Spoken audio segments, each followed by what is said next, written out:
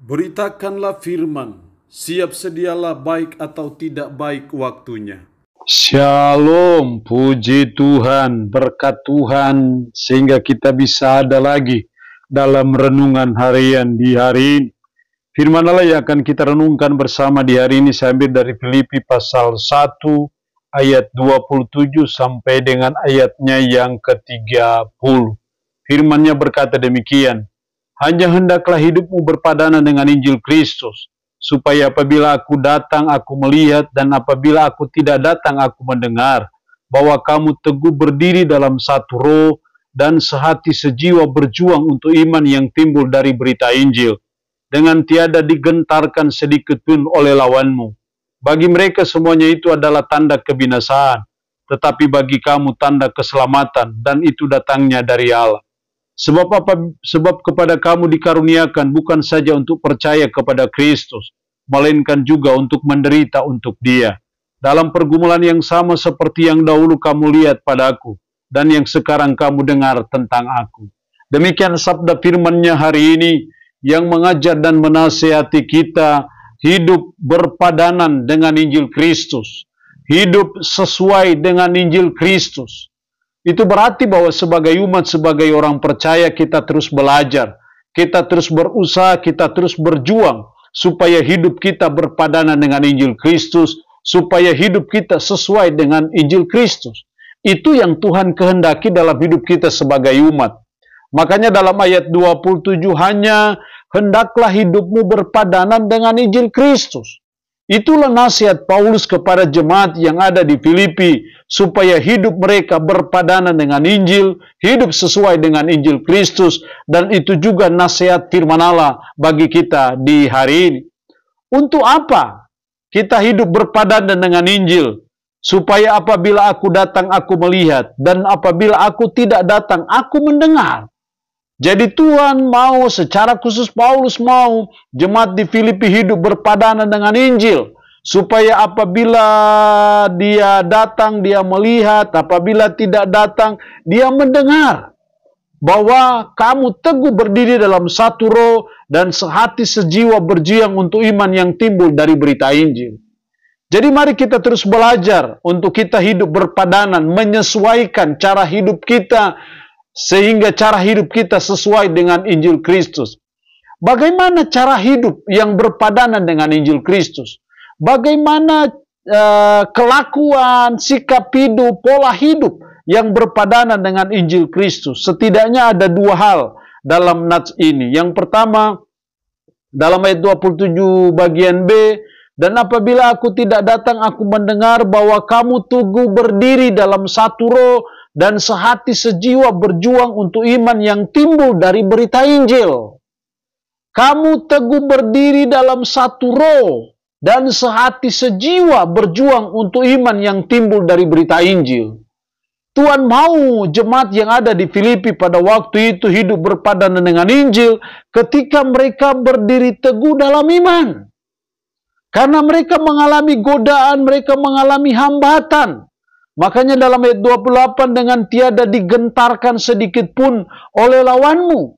Bagi mereka semuanya itu adalah tanda kebinasaan, tetapi bagi kamu tanda keselamatan, dan itu datangnya dari Allah. Jadi kita harus berdiri teguh dalam iman. Itulah yang hidup berpadan dengan Injil Kristus.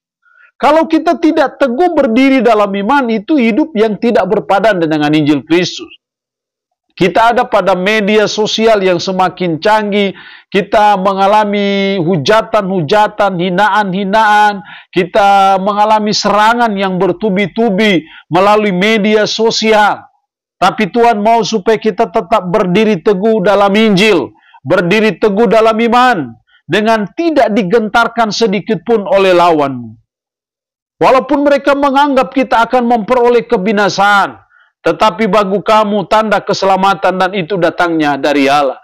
Jadi mari kita belajar untuk tetap berdiri teguh dalam iman yang kita dengar dari berita Injil. Karena itu sangat penting sebagai umat dalam zaman kekinian ini, untuk kita memahami dengan baik tentang Injil, memahami dengan baik akan firman Allah secara khusus, memahami dengan baik siapa Yesus Kristus, dan apa yang Yesus Kristus buat bagi kita, dengan harapan kita bisa berdiri teguh dalam iman. Sekalipun kita mengalami berbagai banyak serangan, banyak tekanan, intimidasi, bahkan juga hujatan dan makian. Tapi kita tetap berdiri teguh dalam iman. Itulah hidup yang berpadan dengan Injil. Yang kedua, dalam ayat 29, sebab kepada kamu dikaruniakan, bukan saja untuk percaya kepada Kristus, melainkan juga untuk menderita untuk Dia. Melainkan juga untuk menderita untuk Dia. Hal yang kedua, hidup yang berpadanan dengan Injil adalah mau menderita untuk Kristus. Kita tidak hanya dikaruniakan untuk kita percaya kepada Kristus, melainkan kita juga untuk mau menderita untuk Kristus. Jadi lain kali sebagai umat, sebagai orang percaya, karena iman kita kepada Kristus, kepada Injil, kita mengalami tekanan, kita mengalami penderitaan, kita mengalami hujatan, kita mengalami hinaan ataupun makian. Tapi sebagai umat kita sadari bahwa kita juga memang harus mau menderita untuk Kristus. Sehingga kita tetap teguh. Walaupun kita ada dalam penderitaan dan kesulitan, kita belajar sebagai umat, sebagai orang percaya untuk kita mau menderita untuk Kristus juga. Itu berarti bahwa ada waktu dan ada saat kita keluar dari zona aman, zona nyaman, zona nikmat dalam hidup. Demi Kristus, demi Injil Yesus Kristus, demi kerajaan Allah, demi gereja Yesus Kristus di atas muka bumi ini. Kita sengaja keluar dari zona aman dalam hidup untuk kemajuan Injil, untuk kemajuan gereja Yesus Kristus, untuk kejayaan kerajaan Allah. Kita harus mau menderita untuk Kristus. Itulah hidup yang sesuai dengan Injil ataupun hidup berpadanan dengan Injil. Kita ada pada zaman di mana orang mengejar kenikmatan. Kita belajar untuk mengejar zona aman, zona nyaman dalam hidup. Tetapi sebagai pengikut Yesus, sebagai orang yang percaya kepada Kristus, kita tidak hanya mengejar zona-zona seperti itu, tetapi demi Injil dan demi Yesus Kristus, demi kerajaannya, kita juga mau sengaja keluar dari zona aman, zona nyaman dalam hidup, dan mau rela menderita demi Injil, demi Yesus Kristus dan demi kerajaannya di atas tanah Papua, bahkan juga di dalam bangsa dan negara kita. Itu yang Tuhan mau dalam hidup kita sebagai umat, sebagai orang percaya. Allah yang punya firman ini memberkati kita dengan firman-Nya di hari ini. Amin. Mari kita berdoa. Puji syukur untuk firman-Mu hari ini, yang mengajar dan menasihati kami hidup berpadanan dengan Injil Kristus. Tuhan, tolong kami untuk kami terus belajar dan berusaha supaya hidup kami sesuai dengan Injil Kristus. Dengan cara kami berdiri teguh dalam iman, kami mau menderita untuk Kristus. Roh-Mu yang kudus tanamkan dan meteraikan firman dalam hati dan pikiran kami, dan sanggupkan kami untuk bisa memberlakukan firman ini dalam hidup kami sehari-hari. Hamba mohon berkat bagi umat-Mu yang mendengarkan renungan harian di hari ini. Yang sakit, hamba berdoa dalam nama Yesus. Tuhan lawat, Tuhan jamah, Tuhan sembuhkan dari sakit penyakit yang diderita. Terpuji-pujilah nama-Mu. Dalam nama Tuhan Yesus Kristus kami berdoa. Amin. Shalom. Tuhan Yesus memberkati kita dengan firman-Nya di hari ini.